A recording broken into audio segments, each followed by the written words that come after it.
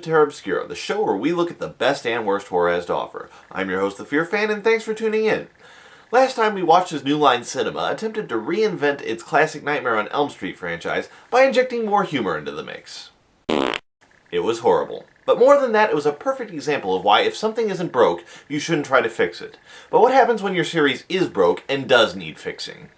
By 1975, the Godzilla franchise seemed to have run its course. After hitting one last high note with Godzilla vs. Mechagodzilla, the series tanked again with Terror of Mechagodzilla, one of only two Godzilla movies to ever sell less than 1 million tickets at the box office. In the 20 years since Godzilla was first created, the character had undergone some serious changes, gradually changing from the living embodiment of nuclear warfare to an increasingly kid-friendly defender of mankind. By the end, they were drawing creature design ideas from children's drawing contests, and had even introduced an ambulatory pile of Godzilla's feces called Manila, which the series then had the balls to insist was actually Godzilla's son. By the time Terror of Mechagodzilla was released, it was obvious that the series needed a serious overhaul. But, unfortunately, it wouldn't get one for almost another 10 years until 1984. This time, they decided to ditch the kiddie tone for good, and decided to return Big Green to his roots as a walking metaphor for nuclear war, and a serious threat to mankind. Given that the Cold War was still going on at the time, the metaphor must have seemed particularly apt. However, after 30 years, was a man in a large rubber lizard suit still the right tool to discuss the tragedy of thermonuclear war? Well, there's only one way to know for sure, so let's tune in and find out. The movie begins with what is one of its greatest strengths, an excellent musical score by Rahiro Kuroku. While it's not as classic as the Akira Ifukube score from the original, it's still pretty damn epic. Slightly less epic is the next scene, in which a toy boat struggles to avoid running aground in the producer's bathtub. Anyway, the crew are horrified to observe that they seem to be stuck in the opening of Godzilla vs. Mechagodzilla as a mountain on a nearby island explodes and we hear the trademark roar. From there, we cut to a bizarre scene of an old man who seems to sense Godzilla's rebirth. And if this scene doesn't make sense to you right now, then don't worry, it'll continue not making sense to you for another half hour. So the next day we see a man sailing in the same area and learn from his conveniently tuned radio that the ship we saw earlier has gone missing since last night. Finding the missing ship afloat, he decides to check it out and discovers the real reason that the ship wrecked. Coast Guard cutter Sakuma calling you. Damn it, that is the last time that they hire Norman Bates' mother as captain. Deciding that a ship full of mysterious mummy men ain't no thing, our as-yet unnamed hero proceeds deeper into the ship, discovering not only a catatonic survivor, but also finding that the devastation on board was caused by the bane of any sailor who's ever been on shore leave. A really bad case of crabs.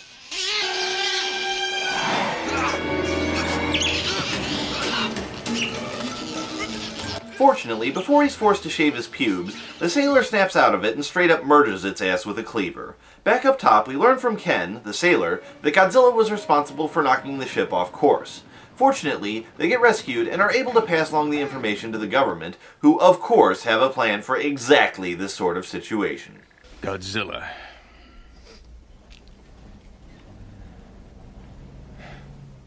I was hoping I'd never hear that name again. Takagami.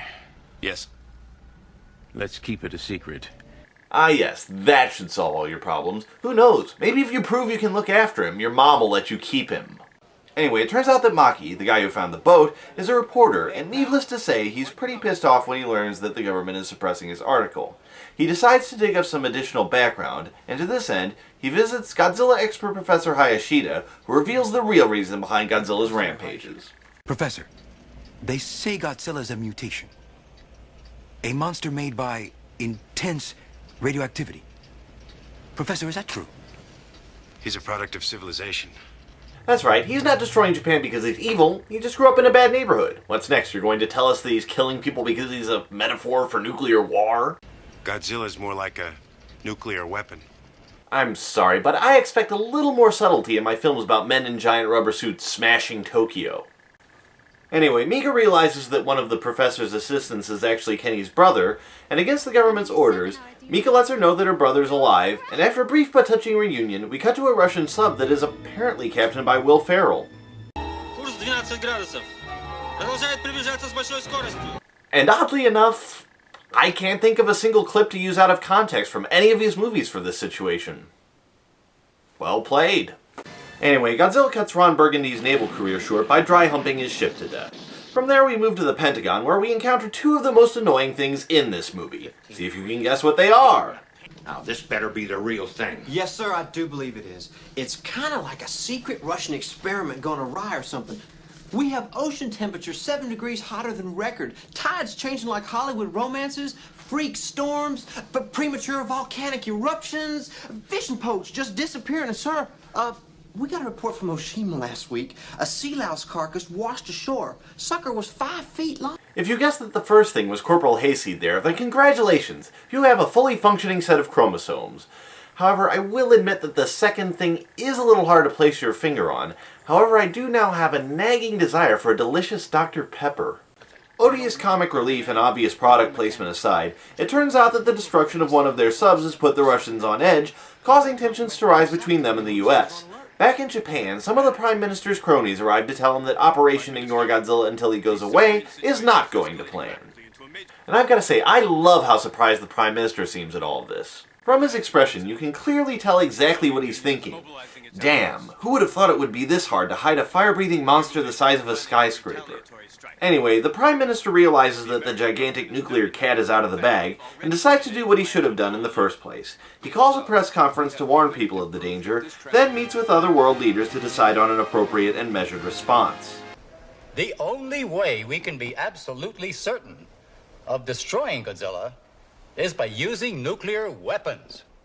Well, that makes perfect sense, and wait, what? Is that your first idea? I mean, really, is there anything else? Russia? You guys? Anything? Президиум Верховного Совета СССР тоже вынес аналогичное решение атаковать Годзиллу тактическим ядерным оружием. I'm sorry, I didn't quite catch that. Господин премьер-министр, мы ждем вашего ответа. Why is this world run by idiots? Seriously, I'd like to think that there's some sort of middle ground between throw a sheet over him and pretend he doesn't exist and nuke his ass. Besides, weren't nuclear weapons what got you into this mess in the first place? Anyway, the Japanese Prime Minister shoots down Operation Do More Damage Than Godzilla would have, but we see that the Russians have planted a disguised missile command ship in Tokyo Harbor. Meanwhile, the professor studies what little information they've gathered on Godzilla in the hope of finding a weakness. Now, according to this computer-enhanced photograph, Godzilla must be 80 meters tall. Yes, he also appears to be blue and fuzzy now. It must be some sort of mutation. Professor, I think that's just because of the sort of camera they used, and... Quiet, you!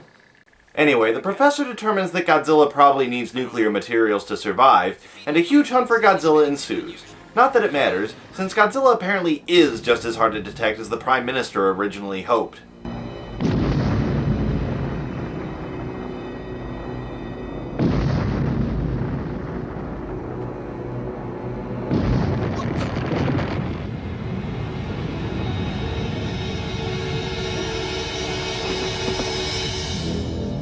Seriously, you didn't notice him until he was right there? I mean, come on, it's not like he's Jason Voorhees. Or is he?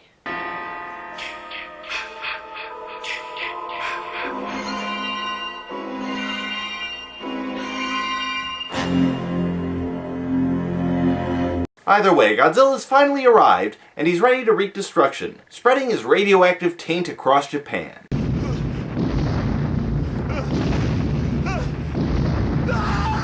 Not what I meant by radioactive taint, movie. Not what I meant at all. So as the professor predicted, Godzilla makes a beeline for the nearest reactor. Luckily, the professor, Mika, and Ken are nearby, and they begin recording as Godzilla tears his way through the power plant of the reactor. It's classic monster versus miniature carnage, Godzilla style, and although it's fairly well done and fun to watch, there is one little flaw with it. While the suit is very well designed in this film, and much better than the cartoonish version in some of the previous movies, there's a little flaw with the eyes, and sometimes Godzilla can look a little, well, derpy. I'm sorry, I just can't take you seriously with that expression. And what happens next doesn't help to make him look any smarter. As Godzilla absorbs the radiation, he notices a flock of birds and wanders after them because they're birdies. Anyway, Godzilla has already proven himself to be a nigh unstoppable menace, so that means it's time to introduce our hero, the one, the only, Steve Martin. Uh-oh, I'm getting happy feet. No, the other one. Instead, I'm referring to the name of a character played by Raymond Burr in the American version of the original Godzilla. Back when the original Godzilla was imported to the US, the distributors were worried that American audiences wouldn't have anyone to identify with. To fix that, they filmed additional scenes based around American reporter Steve Martin, played by Raymond Burr, whose main job in the story was to stand there and acknowledge what other people said. And for those of you who are wondering, yes, he will be exactly as important to the plot of this movie. Anyway, after we've gotten another cameo from Dr. Pepper, we cut back to where the Japanese government is trying to come up with a way to get rid of Godzilla. The professor theorizes that Godzilla followed the birds because of a primitive migratory instinct. He convinces the council that he can trigger that response, and that they can use it to guide Godzilla into the heart of an active volcano. The council approves the plan, and to make sure they can take out Godzilla, they also decide to send out an experimental attack craft called the Super X. Meanwhile, the Americans are forming their own plans between swigs of delicious Dr. Pepper, and thankfully Mr. Martin is there to help advise them. General, Godzilla is like a hurricane or a tidal wave. We must approach him as we would a force of nature. We must understand him, deal with him, perhaps even try to communicate with him. And just for the record, 30 years ago, they never found any corpse. Yes, because as we all know, there have been so many successful attempts to communicate with hurricanes and tidal waves. And as for them not finding a body at the end of the original, there's actually a pretty good explanation for that.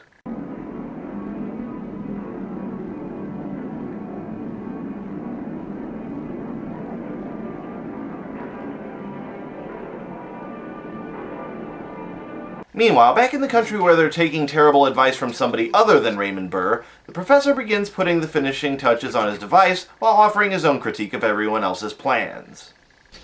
Of course it's not gonna work. Couldn't have said it better myself. Unfortunately, they're nearly out of time, as Godzilla is spotted not far from Tokyo, prompting mass evacuations and the setup of military forces. Of course, since they've got a bit of spare time on their hands, what with the impending apocalypse and all, the professor and his crew naturally find time for a brief philosophical interlude. It won't kill him. Couldn't. What do you mean? It's gotta kill him, Professor. The other night at the reactor. Didn't you sense it? The beast has a purpose. 30 years ago, Godzilla appeared for the first time. Before that, he was only a legend. Godzilla's a warning. A warning that if you keep making crappy movies, eventually you'll have to reboot the series. Anyway, with that bit of pointlessness out of the way, it's time to get to the real reason for watching this movie. Classic Godzilla-style mayhem. And I've gotta say, this sequence manages to deliver exactly what the title promises. It's old-school Godzilla action, but done with 1980s effects, and that's not a bad thing at all. Anyway, the upshot of all this is that the disguised Russian missile command ship gets caught in the crossfire, and the captain decides to launch the nuke because he's dying and, well, screw it. So Godzilla's rampage continues into the city, and we see as he smashes through bridges and incinerates fleeing civilians on the freeway. The Americans are, of course, responding with the proper degree of respect and pathos. That's quite an urban renewal program they got going over there. Jesus, even Raymond Burr can't look you in the eye after that one. Just shut the fuck up and drink your Dr. Pepper. God, I hate you. So back in Japan, we get a rather pointless scene with a homeless looter before we learn that the professor has finished his device. They turn it on and test it out, and, amazingly, it works. Which, unfortunately, leaves them standing less than 50 feet away from a giant angry monster who is staring right at them. I'm sorry, Professor, but I've really got to ask, at what point was the scientific equivalent of poke him with a stick considered to be a good idea? Luckily for them, Godzilla is distracted before he can show them just what a terrible decision they've made, although he still almost manages to kill them by accident. Although they survive, the building is damaged, and before they escape to the roof, they encounter their greatest challenge yet, a steel shutter. And if you think I'm exaggerating, well then just keep watching. Anyway, the Super X finally finishes its preparations, and begins its attack as the military bombards Godzilla with its ridiculously ineffective lasers, which somehow manage to consistently miss a target the size of a skyscraper. I mean, I've heard of people who can't hit the broadside of a barn, but Jesus, who's firing that thing anyway? Sorry, sir. Doing my best. Who made that man a gunner? Well, that would explain it. Let's check in with the professor's group. At least there we've got a chance of finding some competence. Try and lift it. Never mind. Anyway, it's time for the epic battle between Godzilla and the Super X. Man versus monster. Nature versus technology. Shirts versus skin. Okay, that was a cheap shot. I'd like to see you try that again. Okay, fool me once, shame on you. Fool me twice, shame on me. But good luck trying to fool him. Oh, come on! How can anybody fall for that 3 times? Ah. And apparently that's all it takes to bring down the king of the monsters, as Godzilla goes down like a club baby seal. Anyway, with Godzilla either dead or the next best thing to it, everything will be perfect forever. Or at least until Captain Douchebagnikov's missile finally launches, threatening to do even more damage than Godzilla would have. Of course, the greatest minds in the US offer to come up with their own solution, which of course boils down to firing their own nuke at the Russian missile.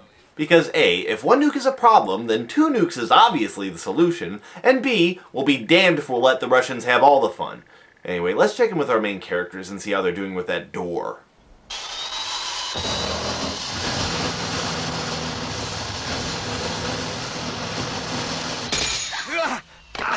Oh my god, it's become self-aware and is defending itself!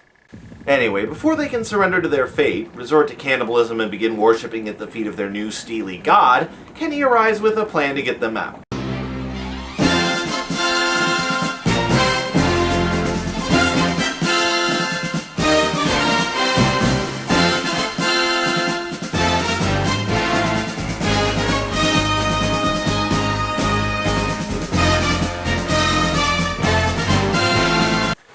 Yeah, nice entrance, Kenny, but there are easier ways of delivering a spare key. So they manage to rescue the professor and retrieve the device, although they're forced to leave the others behind. Meanwhile, the plan to fix everything with explosions goes off without a hitch, apart from the EMP. Having actually pulled off their plan, the US of course takes a quiet minute to celebrate. Mr. Martin, in case you're wondering what's happening, sir, this is the natural aftermath of a stratospheric nuclear blast. Absolutely harmless. Major, in 1962, for 40 whole minutes, a high atmosphere test shut down transmissions across a 7,000-mile perimeter, all the way from Australia to California.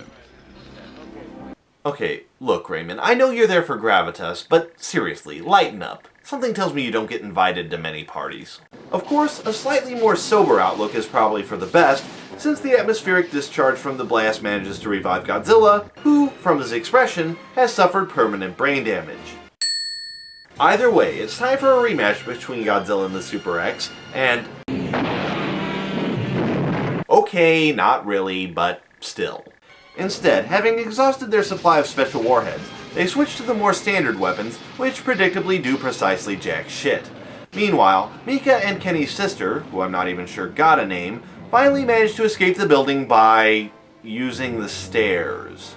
Wow, I guess you really should have thought of that a few hours ago. Anyway, the stairwell's damaged, but Plot's convenient hobo guy shows up to lend a hand as Godzilla finally gains the upper hand and destroys the Super X by dropping a frigging skyscraper on it.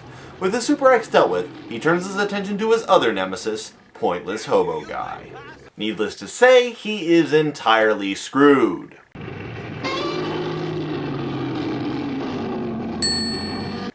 Anyway, with his vendetta against a random homeless man settled, Godzilla turns his attention to our remaining protagonists. Fortunately for them, the professor finally manages to activate his device, drawing Godzilla to Mount Mihara, where he faces a final, terrible choice. Walk straight ahead to his fiery death in the volcanic depths below, or walk around the edge to his destination. Of course, there's no way he's stupid enough to just walk to his death. I mean, he'd have to be... right. Yes, Godzilla, driven by instinct, walks straight ahead to his fiery death, sponsored by Dr. Pepper. And I've got to say, the way they play his death really does seem tragic. The sad music, the sight of Godzilla struggling in the flames, it all adds up to what is actually a pretty sad scene. In fact, we even get narration by Raymond Burr telling us how tragic it is. The reckless ambitions of man are often dwarfed by their dangerous consequences. For now, Godzilla, that strangely innocent and tragic monster has gone to Earth. Whether he returns or not, or is never again seen by human eyes, the things he has taught us remain. He's right. We miss you, Godzilla. Come back!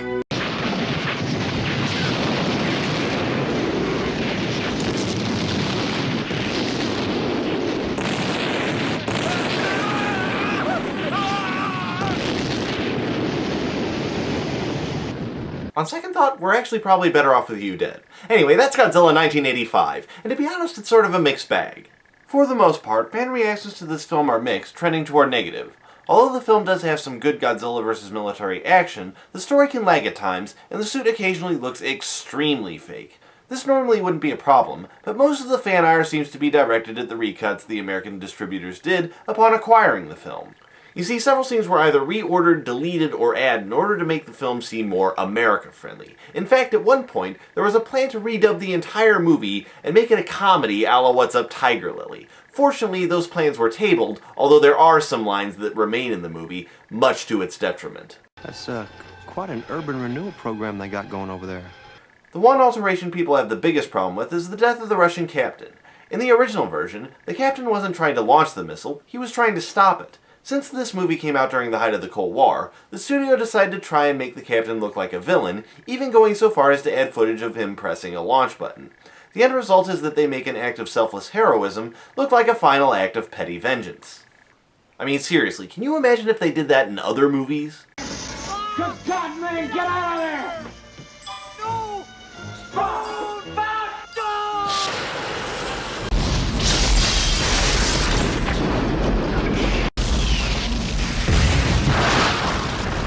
All of that aside, there are several things to recommend this movie. First and foremost, there's the excellent musical score, which serves as a perfect complement to Godzilla's relaunch as an unstoppable force of nature.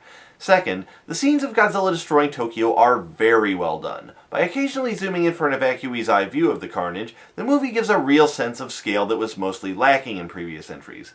Anyway, despite mixed fan reactions for the American version, Godzilla 1985 managed to successfully reinvigorate the franchise, ushering in what's known as the Heisei series of Godzilla movies, which thankfully continued to portray Godzilla as an anti-hero rather than a defender of mankind and a friend to children everywhere. Anyway, that's all we have time for this week. Tune in next time as we take a look at another attempt to revive a dead franchise with Wes Craven's A New Nightmare. Until then, this is the Fear Fan, signing out.